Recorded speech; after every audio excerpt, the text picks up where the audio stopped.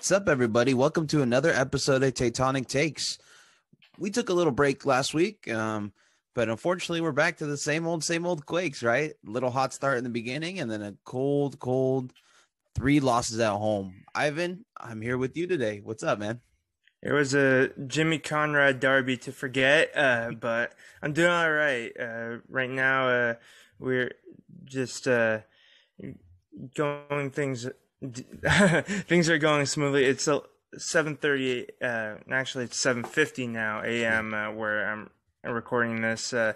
We can do it right after the game because of scheduling issues and time zones. But now we're back on track. Hopefully, after this, and we're happy to get another podcast going, even if it is not in the best of circumstances. Yeah, no, definitely. It's like you said, it's 11:50 at night for me, so it's about to hit midnight. But we're getting this done. It's nothing's better than talking Quakes with you, Ivan. So I'm glad I'm here, and thank you for your time. Yeah. But let's just kind of weigh into it, right into it. We're not so good anymore. I mean, yeah. Hello, darkness, my old friend. I just watched the game. It looked like I was telling you beforehand that, I mean, it just looks like they had a player that was $10 million, and it was evident. Alan Polito, every time he could put a stamp on the game, it was evident, and he didn't, fire from the top of the box the first time, and it scored with that goal that came off of Tommy Thompson. He tried it before the game, or he not before the game, but in the first half, and it didn't come off. And it looks like he wanted to get that. He knew that there would be space at the top of the box, and it kind of just went in. And the Quakes should have made an adjustment. They should have saw that he was trying to hit that from outside of the box, and that's what happened, unfortunately. Yeah. So it's just the story of the game. Everything that the Quakes tried to do other than their one goal didn't work out. And Sporting Kansas City figured out what they needed to do. The goals were beautiful, and it was very tough for JT Marcinkowski to stop them, at least the second and third ones. But it's the play that led up to the goals that worries me. Right. And it's okay to let in a banger every now and then and be like, oh, well, there's not much you can do about that. Like, you defended for most of the match, it happens. But when it starts to become a pattern, you have to start thinking, okay, close someone down, please. This is a man marking system. Man marking. Where's the man marking happening? And that is the weakness of it, where, like, if you have teams with pace like Sporting Kansas City, that eventually they're going to break in behind and they'll have their opportunities. But it can't happen that often. Yeah, and a lot of the fans were clamoring that maybe this man marking system doesn't work anymore, or maybe that this is just not an MLS type of system that can work, because it does feel like all the other teams are just spreading us out completely and just opening up the middle passing lane and having their center back just fly right through, or in this case against Sporting Kansas City was Busio. He was just slicing through us like cheese. I mean, there was not like a hot butter knife with butter, right? So again, yep. It just seemed like we were easily just expanded, and I might be in the camp that, hey, maybe, but this is the weird part about it. Liga MX, they didn't figure it out, or it didn't feel like they figured it out. So I want to see at least Matias Almeida adjust a little bit. I think there needs to be some sort of adjustments, because if the team or if the horses aren't there to run this, this stallion race, but basically the Triple Crown. Yeah, we need a different way to win. And if we're not getting, the secretariats, of MLS, we're going to need something else. Right. So I might be in that camp too, where this man marking system might just not work in MLS. Ivan, we need our Alioski and Stuart Dallas, like Marcelo Bielsa at Leeds. Right. And people doubted whether Leeds could compete in the Premier League with that kind of system too. And you know what happened to one of those people? They're getting a tattoo of Patrick Bamford playing the violin in August. So yeah, hopefully the San Jose Earthquakes can prove some people wrong later this season. I'm sure no one is ridiculous to make a bet on MLS like that, but we'll see. We got a little. Yeah, it seems like, sorry, Ivan, for cutting you off. It seems like the really MLS seasoned coaches, the American seasoned coaches, are the ones that are getting to him the most, right? Like the Peter Vermeeses, the Schmetzers. He lives and breathes MLS. He lives and breathes Sporting Kansas City. He's been a part of most of their history. Right. And the Brian Schmetzers, the Gio Sebaraces, these guys are seasoned in MLS. And it just seems like it's just not working against these seasoned MLS coaches. And it's just like every time we play Cascadia, they have our number. Every time we play Sporting Kansas City, they have our number. So it just seems Minnesota like United, Adrian Heath. Yeah, right. These guys that have been in the league for a while now, and it's like, oh yeah, we've seen it, in the last 3 years, and we're just gonna do the same things. We're gonna pull our center backs wide, and we're gonna go touchdown to touchline, and then we're gonna cut you up. Okay. Right. So real quick, I wanted to mention that the 23-player U.S. men's national team roster for the Nations League Final Four in June has been announced, and Jackson Ewell is on it for the San Jose Earthquakes. USA will play Honduras in the first round, and then the winner will play the winner of Mexico versus Costa Rica, and the losers will still play the loser of that game. So either way, you're playing 2 competitive games in the Nations League Final Four. Before that, there will be a friendly against Switzerland in St. Gallen. So a bit of travel, but that mountainous game will prepare for the setting in Mile High in Denver. And even though it's Denver, United States, it's technically home field advantage, you still have to prepare for playing at altitude. Yeah. The squad as a whole contains 4 MLS players. The rest are all based in Europe. I'll just read through them real quick. Goalkeepers, you got Zach Steffen, Ethan Horvath, and David Ochoa of Real Salt Lake. I'll only specify the MLS players, clubs. Defenders, you got John Brooks, Jorginho Dest, Reggie Cannon, DeAndre Yedlin, Martin McKenzie, Matt Miazga, Tim Ream, and Anthony Robinson. The last 2 relegated with Fulham, so, congrats. Not really. Midfielder, it is sad, though, because full America. Weston McKennie leading the midfield, along with Tyler Adams, Jackson Ewell for the Quakes, Yunus Musa, Kellen Acosta with the Rapids, and Sebastian Letget with LA Galaxy, which every U.S. men's national team fan loves to see on the roster, even though, but he's an MLS player.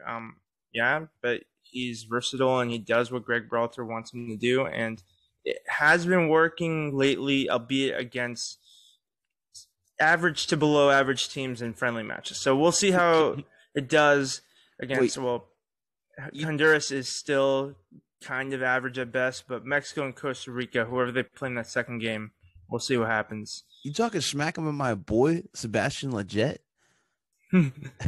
San Francisco native, Becky G boyfriend, Sebastian Letget? You're right. I'm sorry for doubting him. Forward, you have forward/wingers, how Wikipedia likes to list some wingers as forwards, some as midfielders, whatever. Christian Pulisic, Chelsea, Gio Reyna, Dortmund, Josh Sargent, Brendan Aronson, Timothy Weah, and lastly, I believe Jordan Sibachu. I believe you pronounce his last name like you would Pikachu. I could be wrong, but that's what I've heard most often.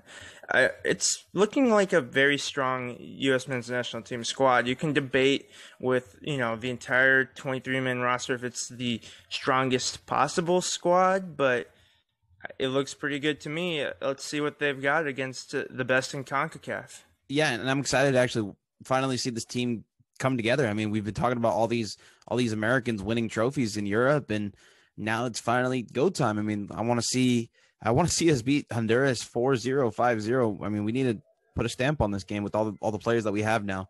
And newly American Yunus Musa. I mean, I want to see what he's got. I want to see what the hype's about. So I'm excited to see this USA team finally come to fruition. So this means that Jackson Ewell will not be playing the next game for the San Jose Earthquakes. So we finally will probably see that Remedi Judson midfield. I mean, not that many people wanted it, but we're definitely going to get to see it. Yeah, I mean, they're the most experienced midfielders left on the roster, even though they play the same kind of way. I mentioned this in a previous podcast. It sucks it sucked at first when we signed Donny van de Beek at Manchester United, and it's like, oh great, like he's going to be a deep lying playmaker. He's going to partner with one of Fred or McTominay, to move Pogba up top. That didn't really happen, and when Pogba's also been hurt, instead of playing Donny and Van de Beek, occasionally they would play Fred and Scott McTominay together, and with all due respect to them, I love them both as Manchester United fans. Even some Manchester United fans, let alone neutral fans, no one's clamoring for Fred and Scott McTominay midfield partnership. But what we're not looking for could end up being what we need with Judson and Eric Remedy. Maybe having two defensive midfielders, it's going to address some of those problems, and then it's up to the front four and some runs from the fullbacks when they have the opportunity to spark that offense. Yeah, and if this works, if this ends up working, and if we get back on track, I want to see a lineup with Judson, Remedy, and Jackson at the 10, and then Chopi's out wide to the right side, Espinosa on the left. I do want to see that, and Cal up top. I eventually want to see that if it does work. Before we get into that more, let's talk a little bit about the actual match that happened over the weekend. The bread and butter of the podcast. Yep. At PayPal Park, San Jose Earthquakes had another opportunity to get some points at home. It didn't quite work out. San Jose Earthquakes 1, Sporting Kansas City 3. The lineup, Sporting Kansas City had the goalkeeper, Quakes fans fear right now, Tim Melia in goal. You got Jalen Lindsay, Ilie Sanchez, Cave Rad, and Luis Martins as a back four. Roger Espinoza, Gianluca Buzio, Gadi Kinda in their midfield three, with Kyrie Shelton, Alan Pulido, and Daniel Saloy as their front three. The changes from their last game, which was a 3-0 win to Vancouver Whitecaps. Jalen Lindsay came in for the injured Graham Zusi in that right back spot, and Rad was on for their more experienced center back, Andrew Fontas. And their youth subs were Johnny Russell, again limited to a cameo due to some injury concerns, and Remy Walter. I mean, he's French, so I don't think it's just Walter, so I could be wrong. For San Jose Earthquakes, we got JT Marcinkowski, Tommy Thompson, Flo Youngworth, Oswaldo Alanis, Paul Marie. In midfield, you have Jackson Ewell and Eric Remedy. You had Christian Espinoza, Chofis Lopez, and Kate Cowell behind Andy Rios up top, with Wondolowski, Shea Salinas, Abacasis, Carlos Fierro, and Benjamin Kikinovic. He made his debut against the Portland Timbers. He got his second appearance off the bench in this game. Changed from the last game, which was, of course, a 2-0 loss to the Timbers. Thompson for Abacasis and Chofis for Fierro, the latter injury-related. So what do you think of the lineups, Favi? Yeah, so just looking straight up at the lineups, I might be biased here, but I think the Quakes have a better lineup on paper than Sporting Kansas City besides Alan Pulido. I think the difference between Alan Pulido and our striker is huge. But if you go player by player, actually Tim Melia as well. I think Tim Melia on paper is unfortunately a little more seasoned than JT Marcinkowski. But everybody else, yeah, that's fair. I think we do have a good shot at being the same or even better than them. I just unfortunately feel like we had our opportunities to win this game, and we could have won this game, but unfortunately the first half was just going completely Sporting Kansas City's way. And besides our goal, Alan Kelly, I believe it wasn't giving the Quakes any calls. So I was rewatching the game, and I was noticing that. I was like, man, I mean, everybody's hating on Andy Rios. I really have to talk about this. So I'm going to take a look at him. He had a couple of non-calls on him, and they would have been called, I feel like, if it was another ref, and we would have been talking about differently how Andy Rios gets, these fouls for us and sets up set piece opportunities. But Alan Kelly was letting them play. The same goes with Chofis. Chofis kind of went down a little easy on a couple of them, and Alan Kelly didn't blow his whistle. So definitely the ref played a part in the first half, and that's for sure. Yep. It started off strong. Goals from Chofis in the 4th minute. It was a good contribution from him. He answered a few question marks there by his signing with that goal. An assist from Christian Espinoza. He loves to assist players, even though he's not scoring a lot of goals. We can rely on him to assist. And at that point, I was like, okay, let's see what San Jose Earthquakes can do now, because we're used to them getting once they land the first punch, they get punched right back. Right. That's exactly what happened there. Jalen Lindsay scored. It was an assist from Alan Pulido. And then from there, it went into halftime. And San Jose Earthquakes were in my opinion, a bit lucky to get into halftime 1-1. The look on Matias Almeida's face said it all. It was, as the kids call it, a real mood. Like, he just looked so exhausted just from watching the game go. He was like, great, we're still 1-1, but he knew it wasn't easy. Yeah, and the only goal that I was okay with, really, giving up. I mean, the golazos, you can't really do much about them. But the first goalkeeper goal, can't. Yeah, especially JT. I mean, he did his best, but the one with Alan Pulido, he couldn't do anything. And then that perfect curler was almost the same type of goal that Paul Marie had in the first game versus Houston. It was just a beautiful goal. And the first goal, Cade Cowell was caught tracking back on the wrong side. And the man marking system pulled Paul Marie all the way to the other side of the field. It's almost like if they knew they were going to set this up, because the whole game, Alan Pulido was either pulling Florian Youngworth all the way to the midpoint line, and then they would find the space in behind. But in this case, they pulled Paul Marie all the way to the left side and then got in behind the right side, where Cade Cowell was marking on the opposite side, on the right side instead of the left side, and causing the left side to be open for a full on. Even JT got a piece to it, but it was a full on straightaway to the goal. And this is a goal that a young player will unfortunately give up because he's not seasoned enough to know to stay on the correct side defending. Maybe he was caught ball watching a bit because the ball was on the complete opposite side. Alan Pulido had an ounce of brilliance and passed the ball with his toe to the opposite side of the field. And he saw a perfect Lindsay, flying right down the right side of the field in behind Cowell. And that's what happens when you have a $10 million player. Again, Pulido with the second goal was just brilliant, right? This is a player that we could have got, but Fisher said, unfortunately, we don't have $2 million to pay. That was the only thing the Quakes could have done to stop that goal from happening. Have it happen for you by signing him in the first place. Right, and Tommy could have gone a little bit higher up on him. He could have closed the space a bit, but I look back at that goal. It deflected on him, didn't it? Yeah, it didn't look good on him, but I look back at the goal. Chovi's actually was defending Pulido on that, and he kind of got off of him too early before Tommy Thompson can recover. So there was a miscommunication there, and miscommunications lead to goal all the time. So that's something they have to clean up if we're going to be in the top half of the league and make the playoffs this year. If it did deflect on Tommy Thompson, I believe it did, then I can't ask for much more from Tommy Thompson, right? Considering he got in the way of the shot. Like, you could have asked him to do it a bit sooner, but it's really tough in the spur of the moment. Like, you just gotta get your body there and hope it works out. Let's go through the stats real quick, because we talked about the last two goals in that match, Pulido and Saloy. The shots, Quakes led 16-15. Shots on target, though, Sporting Kansas City had 7 to our 5. Possession, Quakes led in possession 57%. Passing accuracy, both were tied 83%. Both were tied with chances created, 1 apiece. Corners, San Jose Earthquakes had 8 to Sporting Kansas City 2. That's a big disparity. Fouls, both teams had 8, so can't really call either team dirtier than the other in terms of how they played. 1 each for offsides, so a lot of these stats pretty close.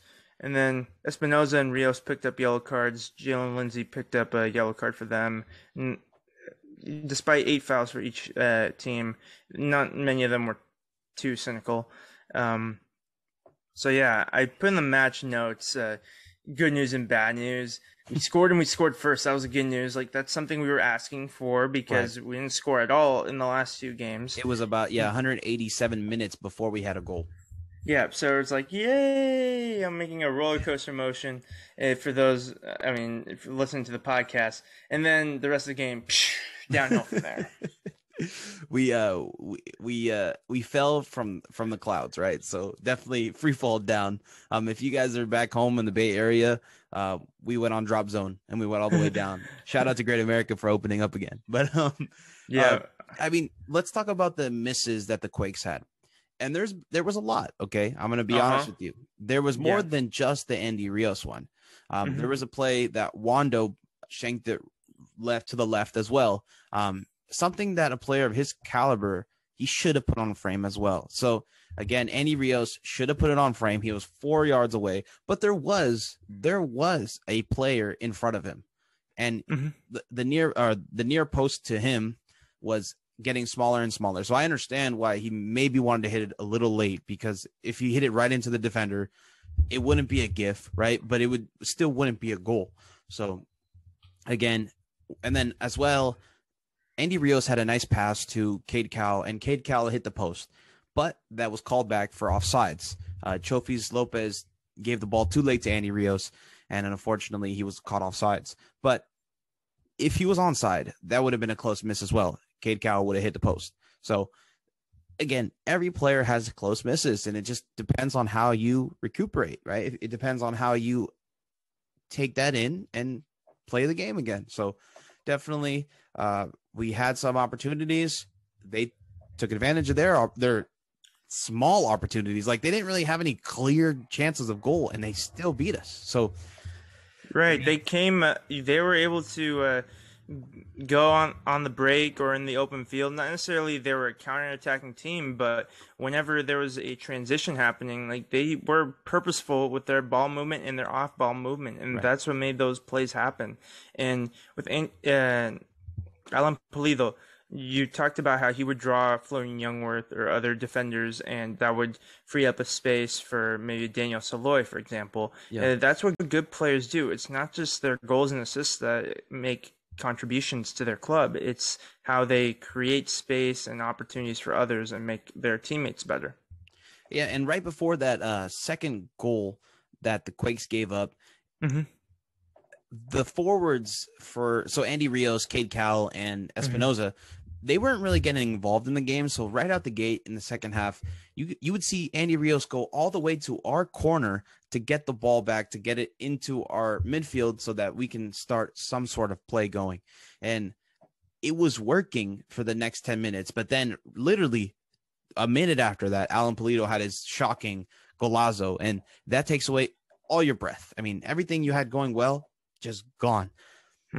So definitely we had better chances. We just didn't take advantage of them. And I like the comment you have here on the notes, Ivan. Kerry Shelton and Andy Rios have a competition to see who can frustrate their respective fans more.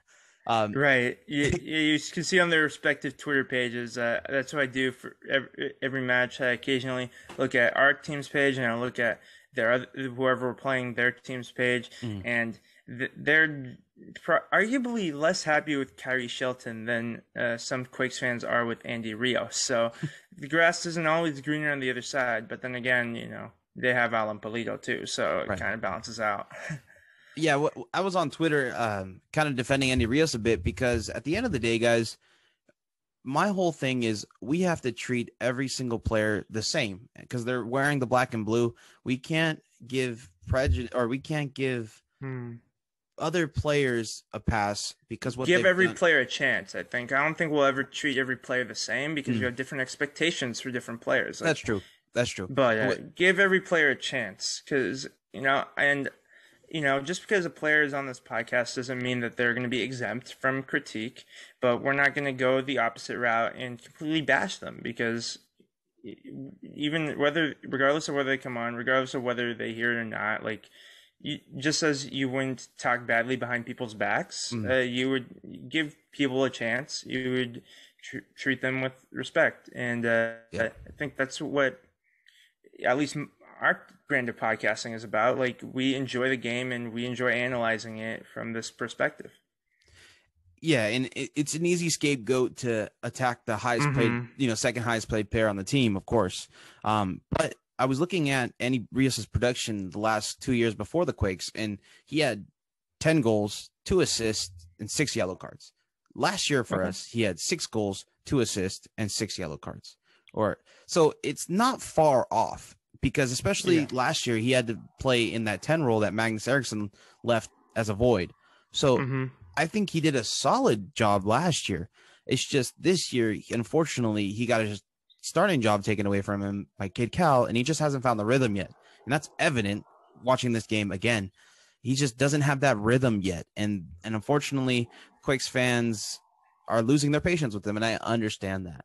But at the end of the day, it's high guys, highs and low lows. Like, not to yeah, continue with the roller coaster analogy, and I won't make the sound again, but that's just his career with the San Jose Earthquakes. right. He shows moments of class, but at the same time, he is at the center of some moments where it doesn't go the Quakes' way, and he's an easy one to point his finger at. But I think he's on this team for a reason. Hopefully, he gets to show those positive reasons. Yeah, and all I want to say is he's not Balotelli, guys. He's not doing behind the behind the back shots on goal against Why the MLS always All-Star me? team. Yeah, so I mean, I saw some comments out there that I was just like, man, like some people were saying, never let this man wear the shirt again.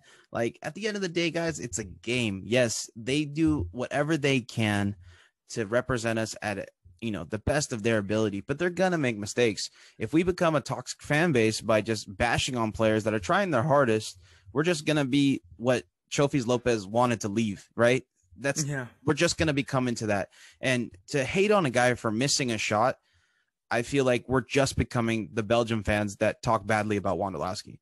The U.S. men's national team fans, right? I mean. They're just gonna pick a scapegoat that's easy to trash, and unfortunately, I don't want us to be that because we defend Wondolowski so much, right? So it's not truly fair to Andy Rios because we are the fan base that defends bad misses at the end of the day, right?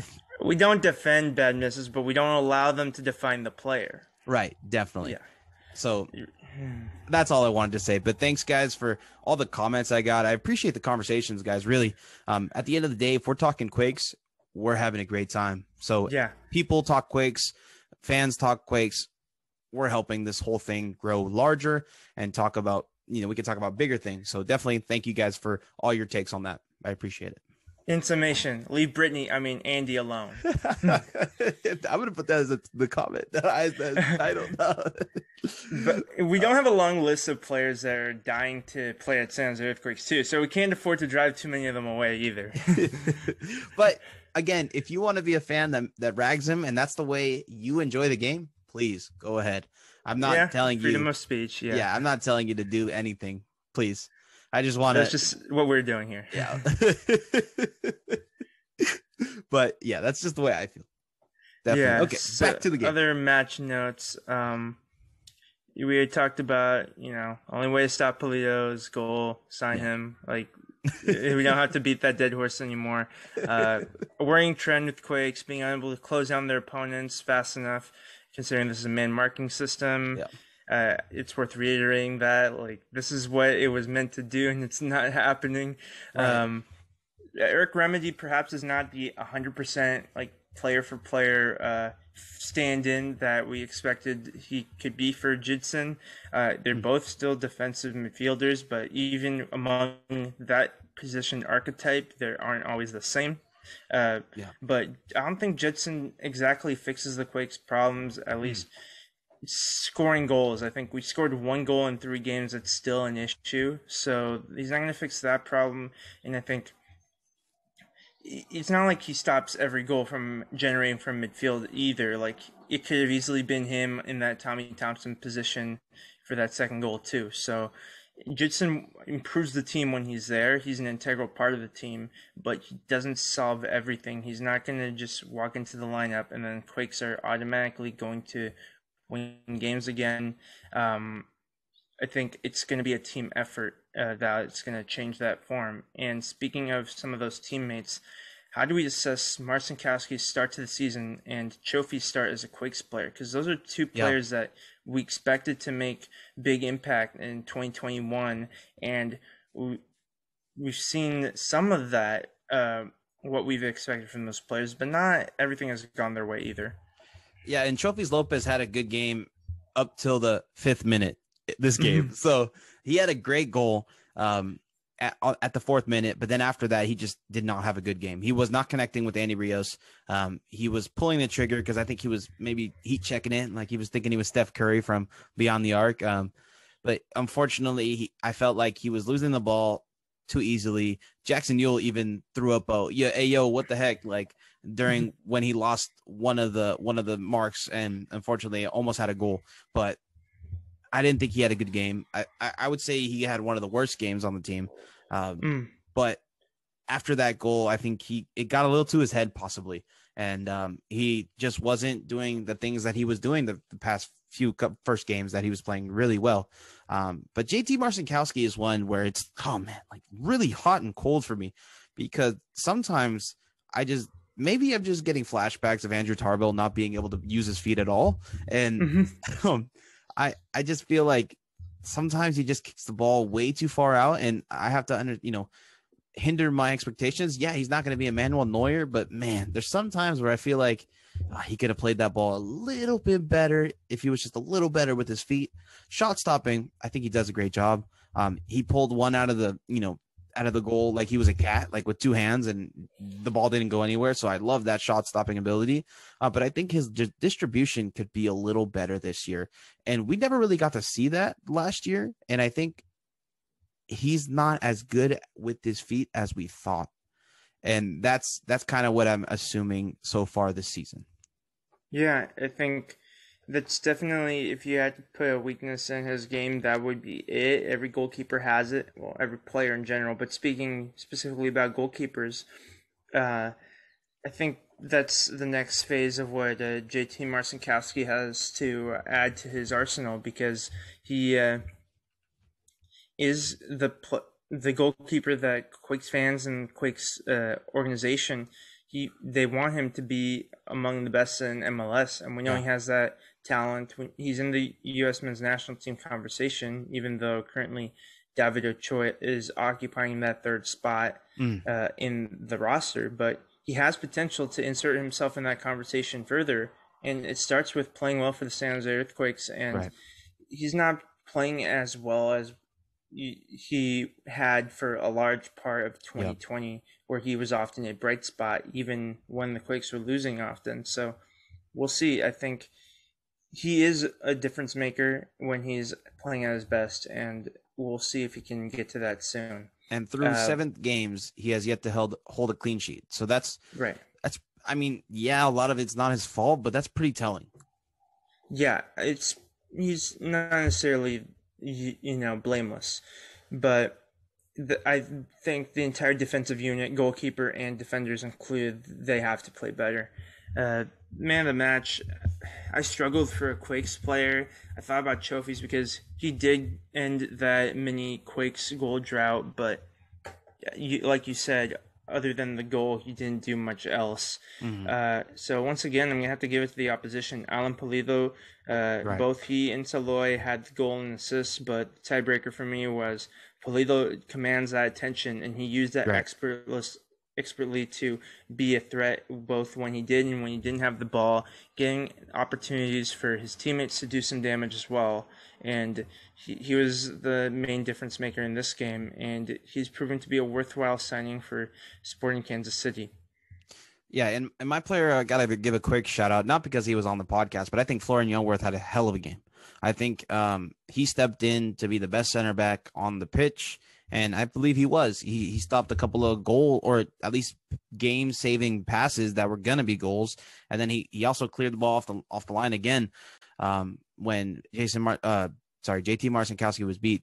And I think he had a great game. I know it's a little hard to say that when there's 3 goals that go in the back of the net to give it to a center back, but I don't feel like it was his fault anymore. I mean, I think he's becoming the center back possibly that he was talking about being. So I think he's coming into his own this season.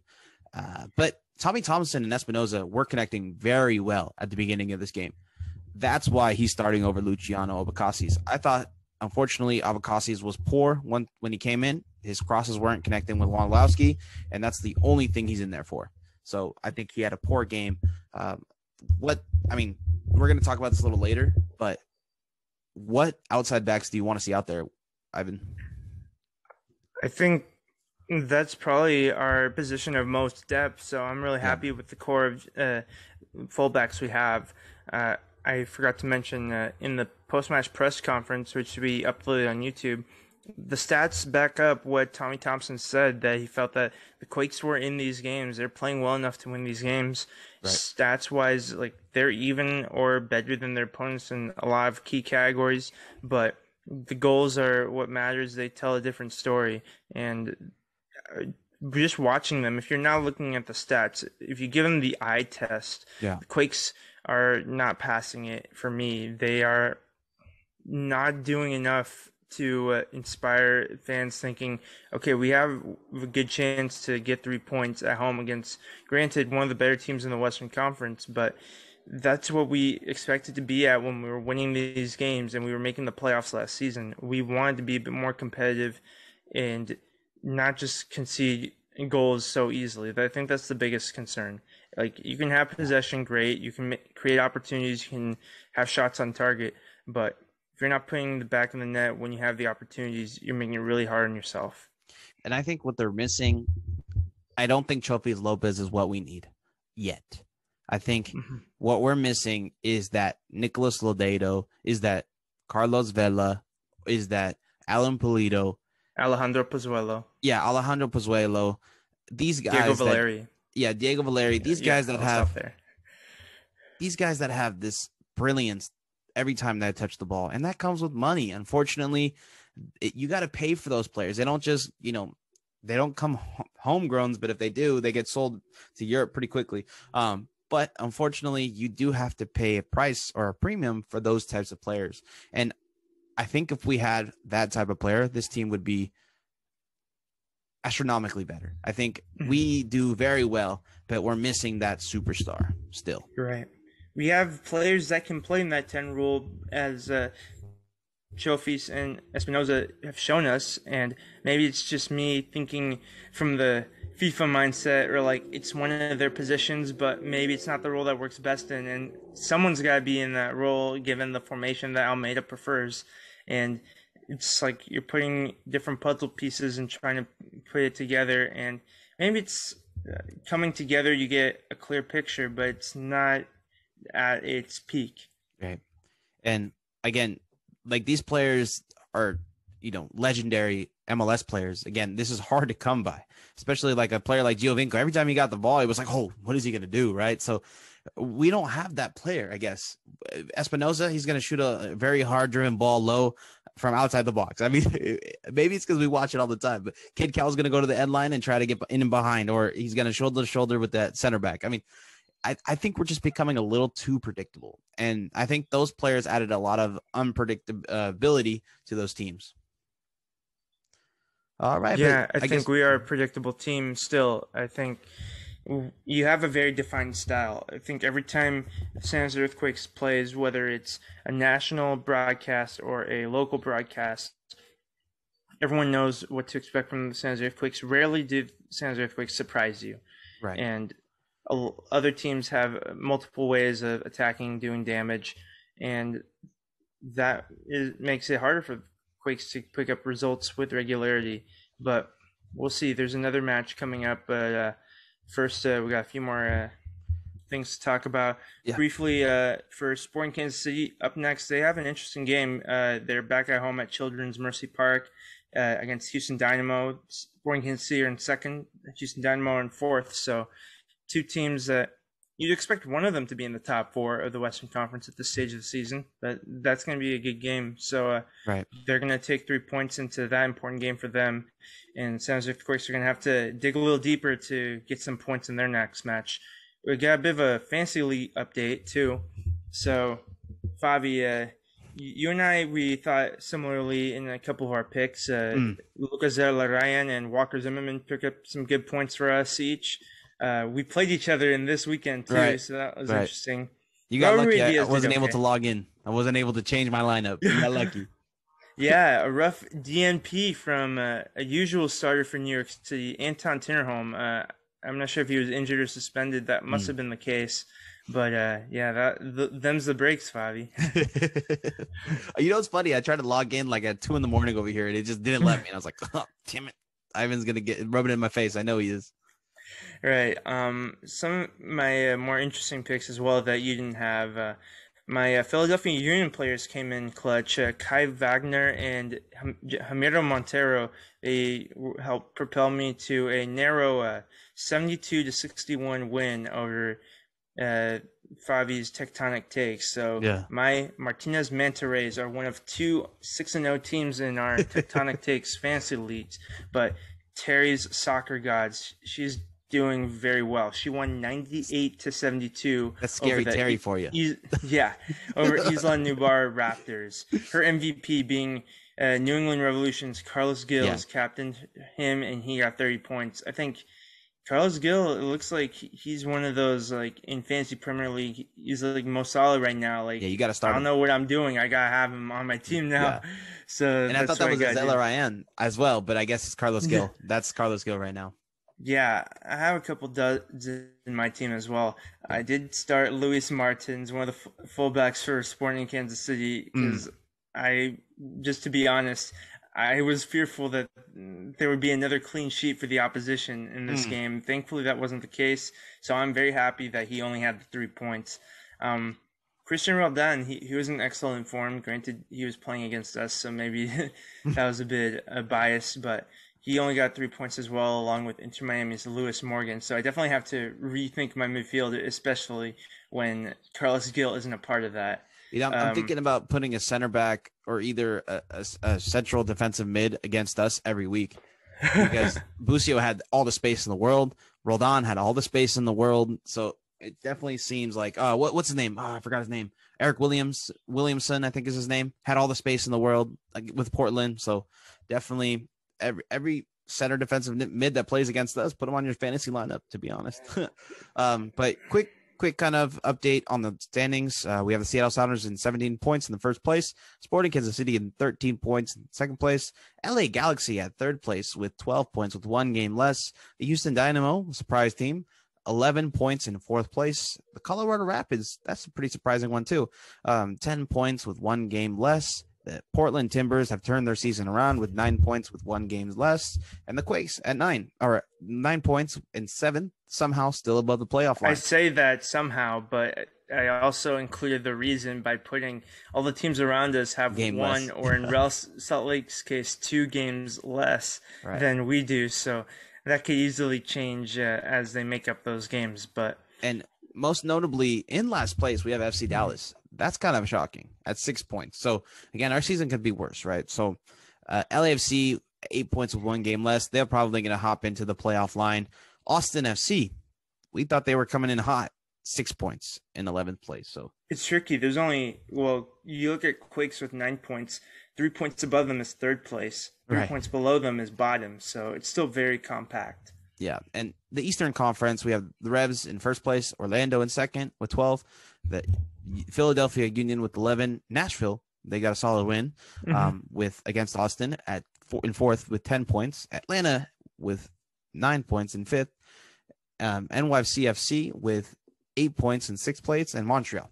Inter Miami and the Crew both underneath the playoff line. Ivan, what do you think about the standings going into week 7?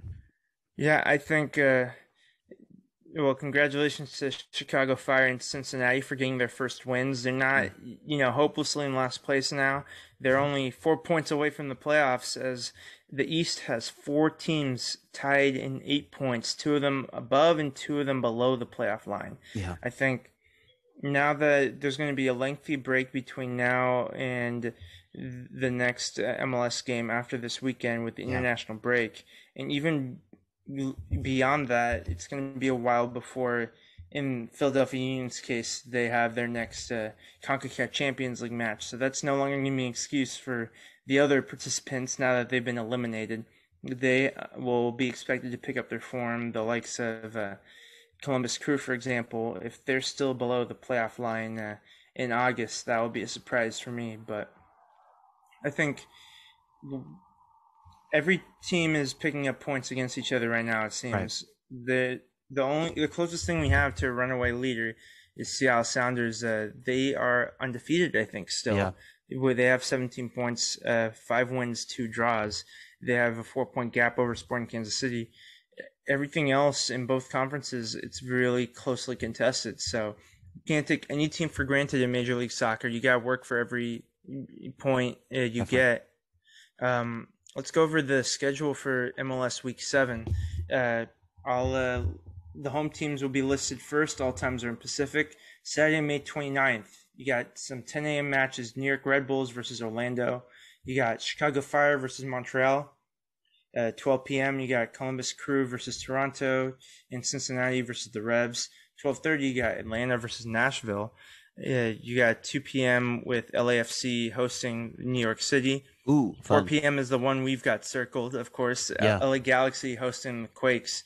5 p.m. Inter Miami versus DC United. 5:30 Sporting Kansas City versus Houston Dynamo, as I mentioned earlier. 6 p.m. you got a couple matches, but only one of them MLS matches. You got Colorado Rapids hosting FC Dallas, and then you got Mexico as the home team against Iceland. It's an international friendly held in AT&T Stadium in Arlington, Texas. So the international break has started. So any team called up, including Jackson U, of course, for their national teams, they won't be available for this match week. You'll see some of those matches play out as well. 6:30 will be the last scheduled game for Saturday. You got RSL against Minnesota United. Then on Sunday at 10 a.m., so try to wake up early if you're not already waking up early for church. 10 a.m., you got Switzerland hosting the U.S. men's national team. It's a really good test, probably the strongest team the USA have faced in a while. Switzerland are a good team. They're expected to be competitive in the Euros this summer, so that's going to be an interesting game. And at 4 p.m., you got Philadelphia Union versus Portland Timbers. Lastly, at 6:30 on Sunday, you have Seattle Sounders hosting Austin FC. They have been road warriors. They haven't played a home match yet, Austin. That will change after the international break. Yeah. They'll be hosting us, but we can't think too far ahead of that because we've got LA Galaxy up next. Before we do that, let's answer our fan questions, Favi. Yeah, and really quickly, 4 p.m. start in San Jose is an 8 a.m. start for me. So it's an early one for me, guys. So set that alarm, Favi. Yeah, definitely don't oversleep this one because this is going to be a good one. This is a must win. I mean, I see here that you asked if it's a must win. It's a must win. We need to win this game. We have a game on hand with all the other teams. So we're going to be probably underneath the playoff. They have a game in hand on us. Yeah. Sorry. Yeah, we got to keep above water there by picking up some points next chance we get. The fan question I see there, MLS Mexico on Instagram. Well, that's really cool. Yeah. They asked us how the Mexicans are playing on the team. So we got three, of course. We got Osvaldo Alanis. And then the other two have fun nicknames. Of course, we all know Chofis. And then Carlos Fierro, a.k.a. Güero. Yeah. And I'm going to go quickly on this one. Ivan, you can give a little quick 1 to 10 on it as well. Alanis, 7 out of 10. Chofis, 6 out of 10. Güero, 5 out of 10. So I think Alanis has been solid. I mean, he had one mistake this game, but that's really, I mean, he's been injured, but I think he's doing a great job on the center back position and being kind of like an unspoken leader to the Latin guys on this team. Chofis had signs of brilliance, but then gets lost in the sauce and forgets what his game plan is. And then Güero kind of disappears, but I think he's had enough solid performances to not think that he's a total bust. I agree with you, except that I would give Carlos Fierro a 6 out of 10. He had a few good games earlier in the season, and some pretty brilliant moments as well. Yeah, that goal line clearance was incredible. I think that all his entire body of work so far merits at least a 6 out of 10. A 6 out of 10, a rating of 6.0 in soccer is considered average. Yeah, that's fine. Okay. Good. All right. 2 realistic DP signings. And this doesn't mean that we have 2 open slots. We only have 1, but this just means 2 options. What do you think?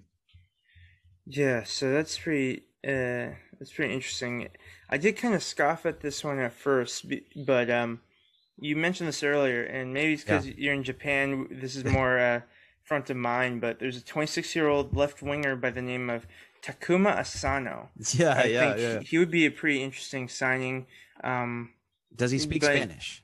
He doesn't speak Spanish. Neither does French Moroccan Yunus Belhanda, but he's 31 years old. He's an attacking midfielder, so he could play that number 10 role. And as you said, that's our biggest concern right now. And, being in this phase of MLS that we're in, we don't want to sign someone too old, like perhaps a 34-year-old Roman Eremenko or Ramirez, So we do want to make sure that who we're signing is still a quality player. If we wanted to go defender, which you rarely do with your DP slots, I did think about, Giorgio Chiellini has been linked with MLS, but at the same time, he is very much up there in age. But also an interesting one, former Celtic defender Jozo Simunovic. I think he would he'd be an improvement on what we have at center back, with all due respect to the guys we have, and he brings some good experience and some good depth, because right now I think we do need at least one more defender to have that depth in defense, I think. Okay, so in my book, this is a little realistic since these guys are free agents, but I still think we need a striker. I think we need Daniel Sturridge. He's without a club. And Diego Costa. I think we could bring him in. Still, hoping, wishing on a star, right? That we sign a big name. But probably I see Ezequiel Garay. He's without a club. He's a center back, something that we could possibly bring in. He's a little on the older side, maybe 34 years old. But I see Bohan, the Montreal secondary striker, on that free agent list as well. Possibly we can bring him in to kind of, I guess Andy Rios is in that spot, but if no one's getting the job done, I still think we need someone in that position. But yeah, that's pretty much it for me. I still want to see Miguel Layun in the Quakes jersey. I think he could still add a lot of class to this team. Yeah, and I think that kind of goes hand in hand with the question we had, which with what player would make us better within our budget. And I don't see names besides MLS Mexico on Instagram on this. We'll be sure to give you guys credit on social media after we're done recording. But Miguel Layun is in our budget, I feel. I truly feel. Oh, man, Miguel Layun would be a great addition to this squad. There's never a dull moment when he's on the pitch. Right. Which can be both a good thing and a bad thing. And we know all about that as Quakes fans. Never a dull moment doesn't necessarily mean things are going in our favor. Yeah. But we do have another interesting question here. What's the highest ceiling for guys that are scraping for minutes? And thinking about players like Eric Cavillo, Jack Scahan, and Siad Haji. I think of those three, Eric Cavillo has seen the most action within the last 2 seasons, followed by Siad Haji, and then lastly Jack Scahan. So I think in that order, that's what we can expect the most of their development, simply because they're getting the most opportunities right now in that order. But I'm still confident that at least the former two, Siad Haji and Eric Cavillo, from what we've seen so far, I think that they can become MLS level players, if not, higher level contributors than that. Jack Scahan, we do need to see a bit more, but I do think he has potential as well. And yeah, Eric Cavillo is an odd one for me because he got some playing time last year, but Jack Scahan saw the field before him this year. So yeah, I'm not sure what's going on there. I thought he played pretty well with El Salvador's U23s, and I thought maybe he made a step forward. But let's see what happens with Jackson Ewell in USA if Calvillo reaches the field, or if it's Scahan again. I didn't really like what I saw out of Scahan. I thought he was a little nervous on the ball. And something that I thought Eric Cavillo worked on was being less nervous with the ball, and I thought that went away last year with his playing time. Siad Haji, I like his skill. I think he has a pretty high ceiling. I think maybe I don't know. This is a pretty high ceiling for these guys, but if Eric Cavillo can be like a Baca, Rafael Baca, that'd be great. That's a pretty high ceiling though. And then Siad Haji, if we can see maybe like a Kevin Molino out of him, that'd be good too. And these are solid MLS guys. I mean, Rafael Baca is playing lights out in Liga MX still, but yeah, if they can reach that ceiling, then that's a win. But again, maybe not too realistic. But again, if these guys can be solid players in MLS or rotational pieces, I'll take it. Yeah, just whenever I do follow Liga MX being Mexican American, but I do admit I follow, and this comes as no surprise as someone who does an MLS podcast, but I follow MLS a little bit more.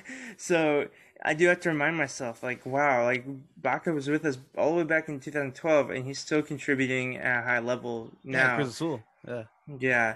Cruz Azul, they are an enigma. Like, you always think, oh, they're going to choke this game. But they wait until the very last minute, or like the least unlikeliest of scenarios. Like last Torneo, they had a 4-0 lead and they blew that. So can't put anything past them. But when Yeah. they're good, they're playing really good. Lastly, how do we find good form again? A little thing called the MLS schedule, and you just hope and pray for the best that like it all comes together in the next game. These guys are working hard in training camp, as any professional team does. They all the frustrations we have as fans, it's probably magnified, and it's just fuel to their fire. And some people think they lack motivation, and even though I may look at that sometimes, I disagree because there's reason to be motivated against each of these teams. You want to be as successful as the Cascadia duo, Seattle Sounders and Right. Portland Timbers. Not as successful as Vancouver Whitecaps, more like those two. But you want to avenge that loss against Sporting Kansas City from Right. the playoffs. It didn't happen this time, but that should have been motivation enough to give it a shot, which they did. And there's no more motivation than you need against California Classical LA Galaxy. And their mind has shifted a bit to, LAFC. Even though LAFC hasn't been around that long, if we're being honest with ourselves, they've taken our spot as their main rivals right now. They are playing better than us, LAFC. So if we want to command that level of attention again at the height of when those Landon Donovan and David Beckham days for them, then we have to beat them in Dignity Health Sports Park. There's no two ways around it. That's what you got to do. And it's no easy task. Chicharito, of course, he's tearing it up right now. Do you think there should be a special plan to contain him at LA Galaxy against LA Galaxy? And I think Florian Yumberth is going to put another LA Galaxy player in his pocket the whole game. All right, that's what's going to happen. All right, okay. Will it be Chicharito or someone else? It's going to be Chicharito, all right? Florian Yumberth is going to have Zlatan Ibrahimovic in one pocket and Chicharito in his other pocket. That's a big pocket if he has him all the way in Milan. Jeez, he should ask for both of their jerseys, man. This guy's going to have superstar jerseys in his house. But I actually have a little bit of how do we find good form again? Score first. If we score first, we have a bigger opportunity, of winning. The problem is, I feel like Cade Cowell is better suited now at the striker. I think he needs to be starting at that 9. I also think if we score first, take advantage of our opportunities and don't let them go into a park the bus situation, which the last 3 games we did see, and we didn't do anything against those 3 teams when they were parking the bus. I think we have a good chance of winning. And that's the biggest thing. Don't let them park the bus, right? Don't let them go up on you and park the bus. Yep. I think that's the keys to that game. I look forward to watching that game. I think it's going to be a turning point in this season one way or another. I think we're going to learn a lot about the San Jose Earthquakes to see. This is a game that's circled on the calendar several times in the reddest of ink. Like, this is what you got to do and get the job done. Yeah, and I want to give a quick shout out to all of our Patreon subscribers. Thank you so much. We appreciate everything you guys do to help us grow this podcast and this show and this social media and these graphics. But thank you guys so much for everything. We are truly grateful for everything you guys do. And we're also grateful for the Beautiful Game Network. Thank you guys so much for sponsoring us this whole way. We're coming up on our 1-year anniversary, Ivan. Yeah. Pretty fast. So I'm excited. Hopefully we have something in store, and we're coming up on our 50th episode milestone pretty quickly too. But lots in store, guys. We're going to have a little break coming up with MLS action, but we're still going to be coming out with episodes. So thanks for sticking with us. And Ivan, do you have any last closing thoughts? I just want to thank everyone who listens to our podcast, who watches our YouTube videos, and follows us on social media. We're trying to be as consistent with our schedule as MLS's schedule will allow. But it hasn't quite happened with Favi, Will, and myself. So our lives are, getting a little difficult right now. Not necessarily difficult, but difficult to schedule. I think that's the best way to put it. But we're working it out. Thank you for whenever we do upload it. We're figuring it out, and we're getting it as regularly as possible. We're producing the best content we can for you, and we appreciate your continued support. Yeah, and sorry guys, I've been a little busy. Baby Leo is growing. He's already 3 months old. So that's a little update. Yeah. Yeah, I'm teaching him the man marking system already, so I'm pretty busy at home. But yeah, all I have to say, guys, is enjoy the Cali Classico and go Quakes. All right, go Quakes.